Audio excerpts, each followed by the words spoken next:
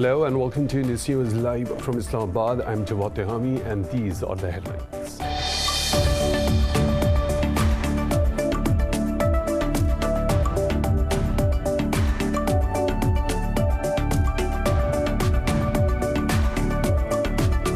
Pakistan's Prime Minister Imran Khan says his government will not hold any dialogue with India until it restores the special status of occupied Kashmir. Answering public questions via telephone, the Prime Minister said India will fail in its efforts to counter the growing military and economic power of China. To a question, the Prime Minister said Pakistan will speak with Saudi Arabia and Turkey to galvanize support for Palestinians braving Israeli atrocities.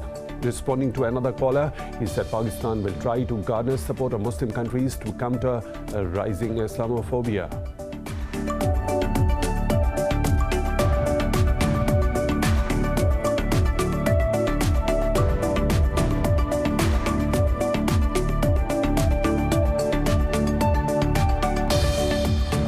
Indian troops have martyred 3 civilians in occupied Jammu and Kashmir's Islamabad district. The youths were targeted during a so-called cordon and search operation in Wailu area of the district. The occupying troops have killed more than 325 civilians since the revocation of the valley on 5th of August 2019.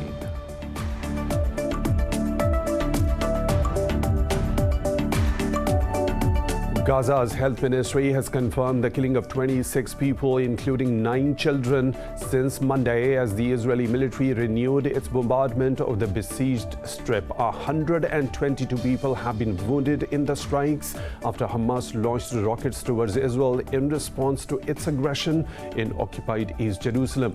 The Israeli military says Defense Minister Benny Gantz has called in troop reinforcements near the fence with Gaza.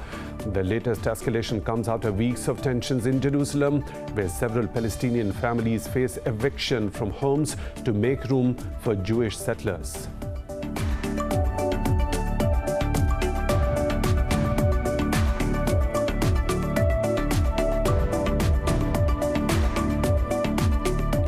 At least 9 people have been killed and several others wounded after 2 people opened fire at a school in Russia's southwest province of Kazan. Emergency services report that an explosion was heard in the school before the shooters opened fire. The police said they have killed one of the assailants and detained the other.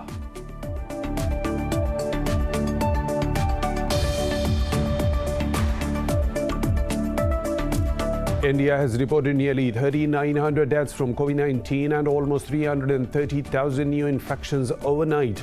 Meanwhile, Pakistan has registered 113 fatalities and nearly 3,100 coronavirus cases in the last 24 hours. Globally, the COVID-19 has claimed more than 3.2 million lives and infected over 158 million people.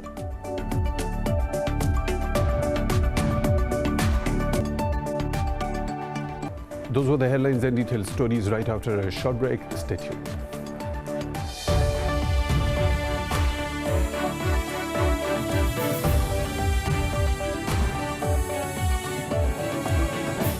Welcome back, and now for the news in detail. Gaza's health ministry has confirmed the killing of 26 people, including 9 children, since Monday as the Israeli military renewed its bombardment of the besieged strip. 122 people have been wounded in the strikes after Hamas launched rockets towards Israel in response to its aggression in occupied East Jerusalem. The latest escalation comes after weeks of tensions in Jerusalem, where several Palestinian families face eviction from homes to make room for Jewish settlers. Over 300 Palestinians were wounded by Israeli forces during raids at Al-Aqsa Mosque, only prompting international concerns that events could spiral out of control. The Israeli army said in a statement the Defense Minister Benny Gantz has called in troop reinforcements near the fence with Gaza. Amnesty International said that Israeli forces have used unwarranted and excessive force against Palestinian protesters in East Jerusalem. It said Israel must not be allowed to continue its rampage against Palestinians who are defending their right to exist and protesting against their forced displacement. Pakistan's Prime Minister Imran Khan says his government will not hold any dialogue with India until it restores the special status of occupied Kashmir. Answering public questions via telephone, he said India will fail in its efforts to counter the growing military and the economic power of China. Khan also voiced concerns over the maltreatment of Muslims and other minorities in India.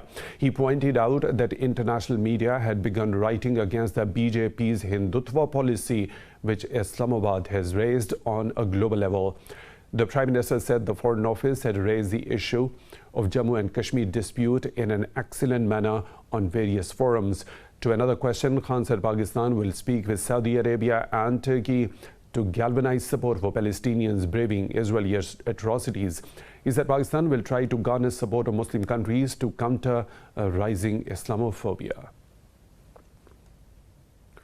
Indian troops have murdered 3 civilians in occupied Jammu and Kashmir's Islamabad district. The youths were targeted during a so-called cordon and search operation in Wailu area of the district. The occupying troops have killed more than 325 civilians since the revocation of the valley on the 5th of August 2019.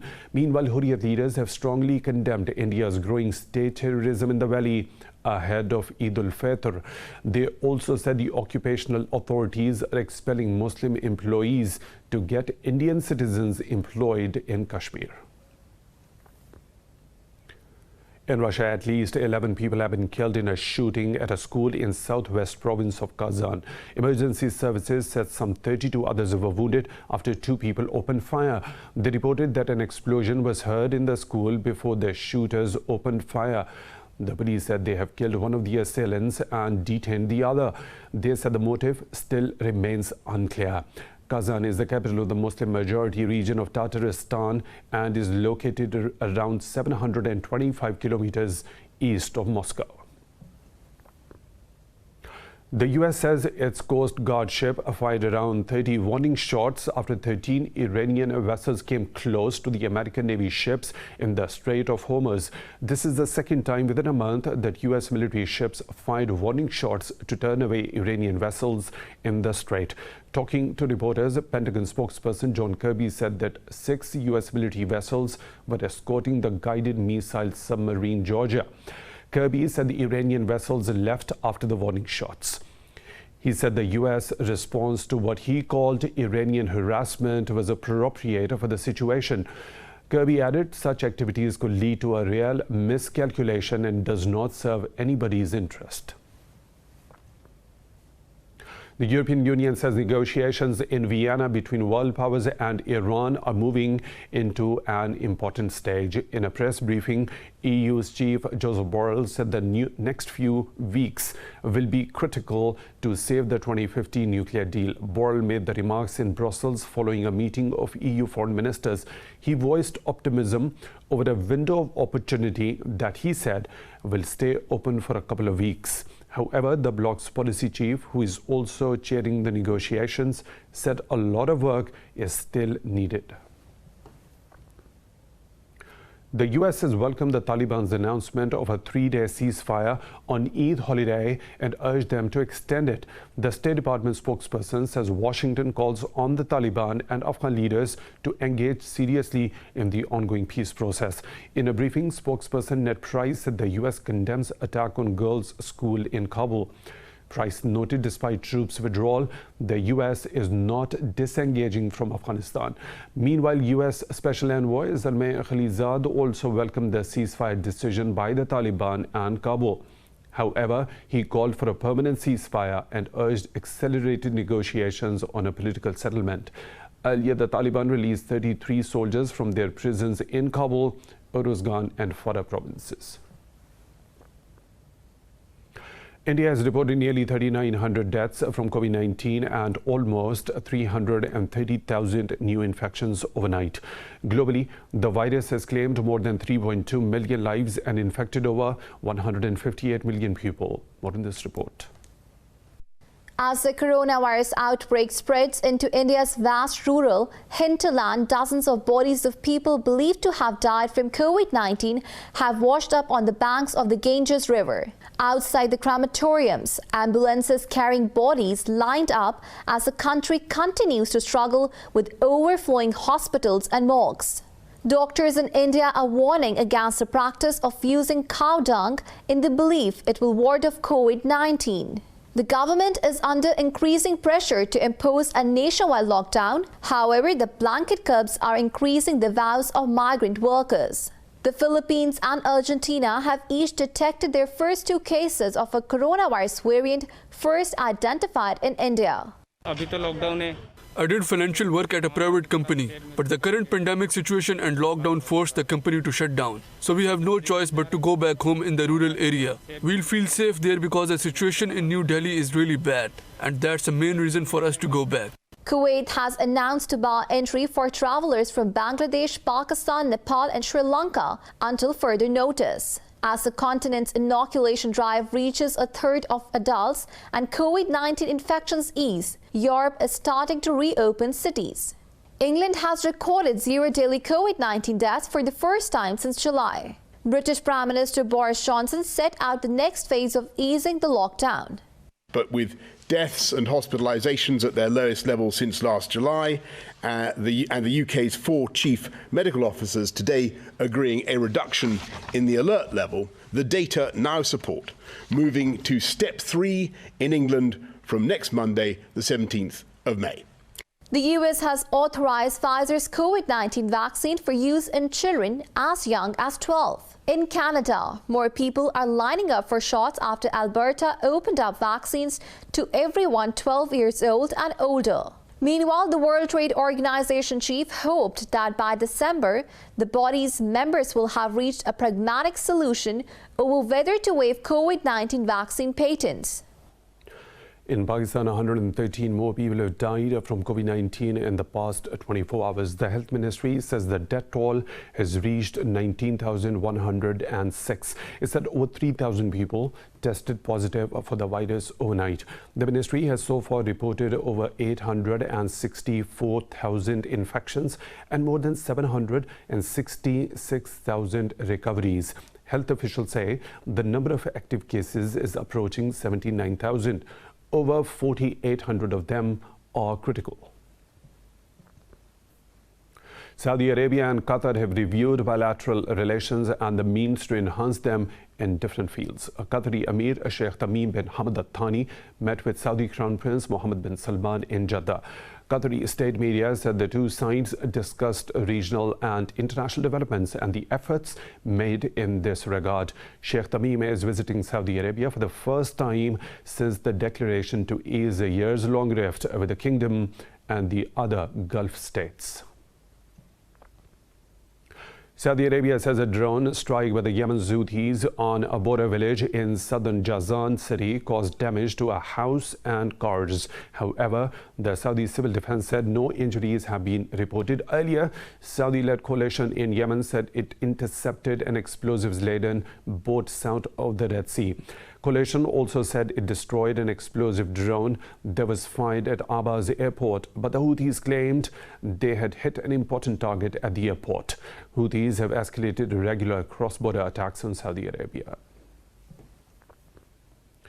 Pro-democracy activists are holding protests across Myanmar to mark the 100th day since the military coup. In Yangon, people held a flash mob-style protest against the military rule. According to an activist group, the security forces have killed at least 281 civilians, including 52 children, in the crackdown on dissent so far. Meanwhile, Thailand police have arrested 3 Burmese journalists and 2 activists who fled the military ban. Police said they have been booked for illegal entry and face possible deportation. The Reporters News organizations have urged the Thai authorities not to deport them due to serious danger. More stories to follow right after a short break. Stay tuned.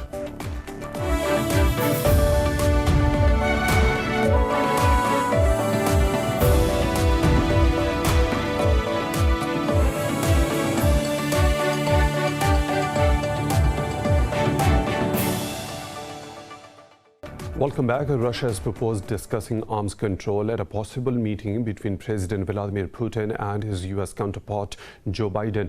At a virtual UN conference, Foreign Minister Sergei Lavrov said Moscow is still waiting for answers from Washington on a proposed summit. He added that strategic nuclear stability will be high on the agenda. Meanwhile, U.S. envoy on disarmament Robert Wood said preparations for the talks were underway. Earlier, Biden said he wanted to hold a summit with Putin during his trip to Europe in June. Relations between Moscow and Washington slumped to a new low in March after Biden called Putin a killer. In retaliation, Moscow recalled its ambassador to Washington for consultations. U.S. President Joe Biden says there is no evidence so far that Russia was involved in the Colonial Pipeline ransomware attack. Talking to reporters, U.S. President said there is, however, evidence that the ransomware is in Russia. Biden said that is why Moscow has some responsibility to deal with the attack. Meanwhile, the Federal Bureau of Investigation confirmed that the dark side ransomware forced the shutdown of the pipeline. Earlier, Colonial said it was moving towards a partial opening of its 8,850 kilometers of pipeline. On Friday, hackers locked down the company's IT systems, apparently demanding a significant amount of money in ransom. Ukraine says some NATO states worry that Kiev's membership in the alliance will provoke Russia. Foreign Minister Dmytro Kuleba says some allies are still sticking to the logic not to irritate Russia. In an interview, Kuleba said these states believe doing nothing in the best way to keep Russia calm. He said Kiev does not expect next month's NATO summit will produce a membership action plan for Ukraine. Earlier, Ukraine's President Volodymyr Zelensky said Russia has still not withdrawn military hardware from near its border. Last month, Russia had announced it will pull back its military equipment from the border after tensions mounted. Romania has called for an increased NATO military presence in the south of the eastern flank. Romanian President Klaus Iohannis's statement comes after a summit of a group of 9 countries on the eastern edge of NATO. Iohannis said Russia's military build-up around the Black Sea and on the border with Ukraine was worrying. He said NATO must continue to strengthen its defense and deterrence posture. U.S. President Joe Biden and NATO Secretary General Jens Stoltenberg also joined the virtual summit. The conference of the Bucharest 9 was aimed at coordinating the security positions ahead of a full NATO summit in June. The European Union is preparing the 4th round of sanctions against Belarus in response to last year's contested presidential election. EU Foreign Policy Chief Joseph Borrell chaired a meeting of the bloc's foreign ministers to discuss Belarus. He said the next sanctions package will be adopted in coming weeks. Diplomats said many more members of the bloc supported further curbs in the meeting. They said the sanctions could target as many as 50 people. They noted Brussels needed to gather significant evidence to provide legally solid listings. Ethiopia says the U.S. has affirmed unwavering commitment to facilitate an amicable solution to the Nile Dam dispute. Ethiopian Foreign Minister Demeke Mekonnen and U.S. Special Envoy Jeffrey Feltman discussed the matter in Addis Ababa. Ethiopia's Interior Ministry quoted Feltman as saying that Addis Ababa is a strategic partner of Washington. It's the two sides discussed the Ethiopia-Sudan border dispute, with Demeke reiterated commitment to solving the matter peacefully. It added the Ethiopian Foreign Minister also briefed Feltman on the humanitarian and rehabilitation efforts in restive Tigray state. The UN says it is deploying rapid reaction units in eastern part of the Democratic Republic of Congo to help contain armed groups. This comes days after President Felix Tshisekedi declared a state of siege in North Kivu and Ituri provinces. In an interview, UN official Jean-Pierre said the president's decision shows the government's plans to address insecurity. He added the UN forces will continue to collaborate with the new military authorities appointed in the two provinces. During the 30-day state of siege, the provincial governments will be led by the military governor, with the police chief as a vice governor. In Colombia, a meeting between protest leaders and President Iván Duque has broken up without curbing the ongoing anti-government protests. Official data shows 24 people have died and over 800 injured since the start of the protests against police violence. The meeting was also attended by other government officials and representatives from the UN and the Catholic Church. Talking to media, protest leaders said the government had not shown empathy for their demands. They called for a nationwide strike on the 12th of May to reinforce their demands. The government terms the talks exploratory and says it wants to reach an agreement with the protesters. President Iván Duque visited Cali after weekend violence in the city left over a dozen injured. China has called for deepening cooperation under the framework of Belt and Road Initiative to boost global economic recovery. Foreign Minister Wang Yi made these remarks while virtually attending the opening ceremony of the 5th Silk Road International Exposition in Xi'an. Wang noted China's BRI, signed with 140 countries, is on the fast track of high-quality development. He said the project is becoming a model that restores economic activities and unlocks development potentials. Wang called on the BRI partners to focus on green initiatives to achieve sustainable development. Beijing's top diplomat also urged partners to work together to firmly uphold the multilateral trading system. China has reported the slowest population growth since the 1950s. The decline was revealed by the National Bureau of Statistics results of China's once-a-decade census. The data showed the population of mainland China increased 5.38% to 1.41 billion. The report reflects an average annual rise of 0.53%, down from 0.57% reported in the previous decade. There were officially 12 million babies born in 2020, marking an 18% decrease from 2019.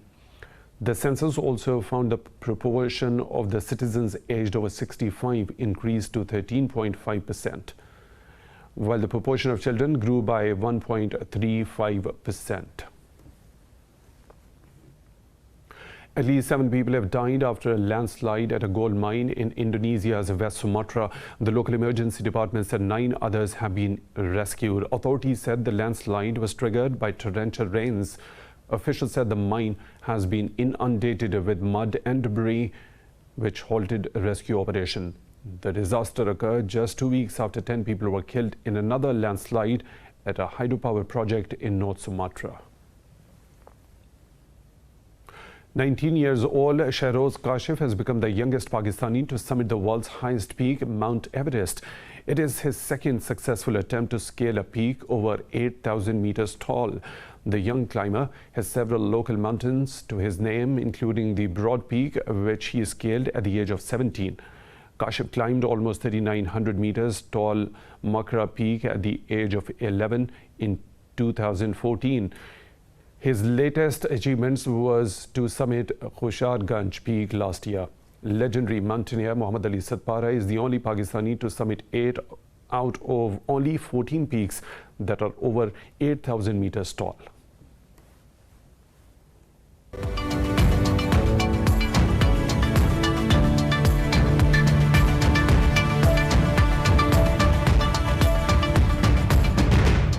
European markets have dropped sharply following a sell-off in the US tech stocks at the start of the week. Investors are cautious as global markets turn their focus on inflation data. FTSE in London dipped more than 2% to lead the losses. Frankfurt's DAX and CAC 40 in Paris each dropped close to 2%. Italy's FTSE MIB also shed nearly 1.5%. Early Asian stocks also slid into negative territory.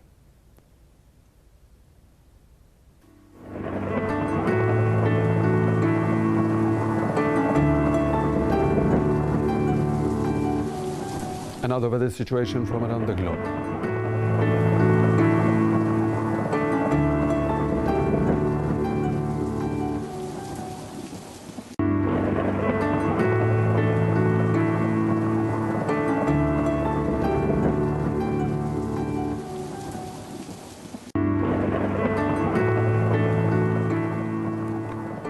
And that is all for now. With the latest updates, you can follow us on social media at Indus News.